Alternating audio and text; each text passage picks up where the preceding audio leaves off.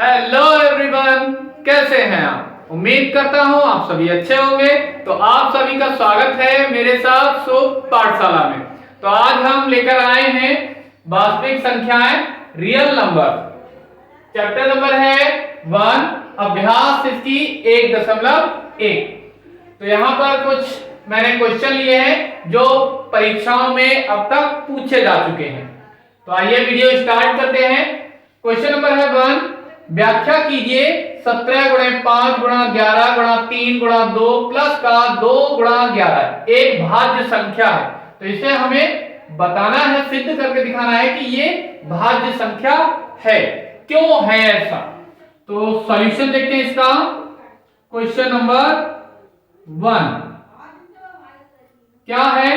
17 गुणा 5 गुणा 11 गुणा 3 गुणा 2 प्लस का 2 गुणे 11। ये हमें एक संख्या दे रखी है और पूछा गया है कि ये व्याख्या कीजिए कि ये एक भाज्य संख्या क्यों है। तो यहां पर हम क्या कर सकते हैं, इन संख्याओं में साफ साफ हमें दिखाई दे रहा है यहां पर 2, ये कॉमन है, हम ले सकते हैं, इनसे कॉमन ले सकते हैं।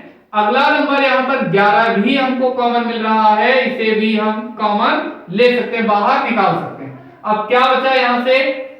यहां से बचा 17 गुणे 5 गुणा 3। जो कुछ बचा है वो हमने यहां पर लिख लिया, प्लस का, और इस तरफ क्या बचा है? जब कोई नंबर नहीं है तो यहां पर हम गुणे में 1 लिख सकते हैं, तो 1 बचा, ये तो बाहर आ गए हैं।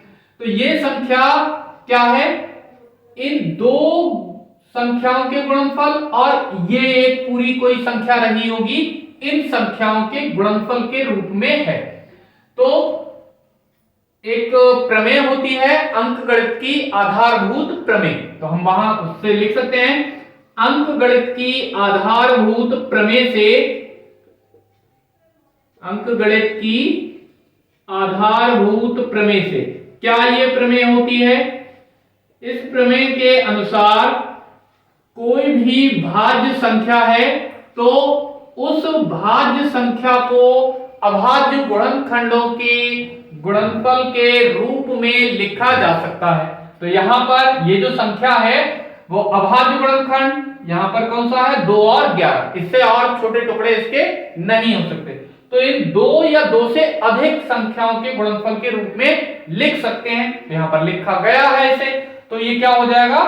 जब इसे हमने 2 या 2 से अधिक गुणनखंडों के गुणनफल के रूप में लिखा है तो ये कैसी हो जाएगी? भाज्य संख्या हो जाएगी। तो हम कह सकते हैं अंकगणित की आधारभूत प्रमेय से दी गई संख्या कैसी है? एक भाज्य संख्या है,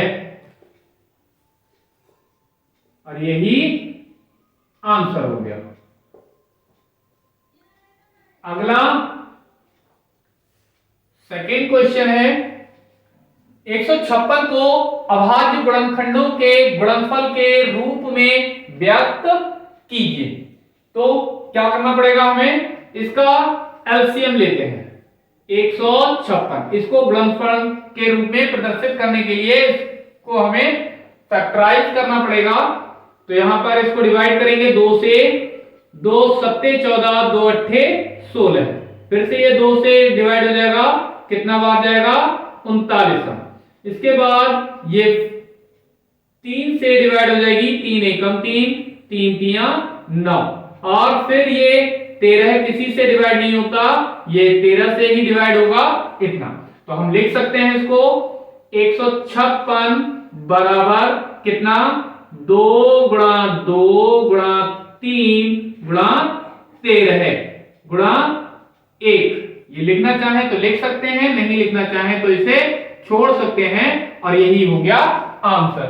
ये अभाज्य गुणनखंड है, इसके इनके गुणनफल के रूप में ये संख्या व्यक्त हो गई। अगला क्वेश्चन है थर्ड, क्या है?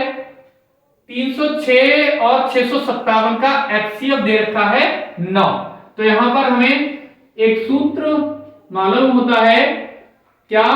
एचसीएफ गुणा एलसीएम बराबर होता है पहली संख्या गुणा दूसरी संख्या।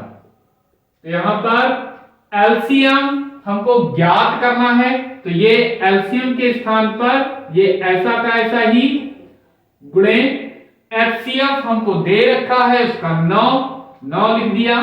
पहली संख्या यहां पर कितनी है 306 लिख दिया, गुणा ऐसा का ऐसा ही दूसरी संख्या यहां पर कितनी है 657, ये ऐसा का ऐसा ही। अब ये जो गुणे में जो संख्या है इसको हम क्या करेंगे इधर अपान में ले जाएंगे, तो क्या मिल जाएगा हमें एलसीएम बराबर 306 गुणा 657 बटे यहां पर 9 से इसको डिवाइड कर देंगे, 9 सत्ते 63, कितना बचेगा यहां पर 2 और ये 9 तिया 27 73, तो इसकी गुणा करा लेंगे 306 गुणा 73, इनकी गुणा कराने पर हमें ये मिल जाएगा, तो एलसीएम हमारा हो गया 22,368 और यही आंसर हो गया।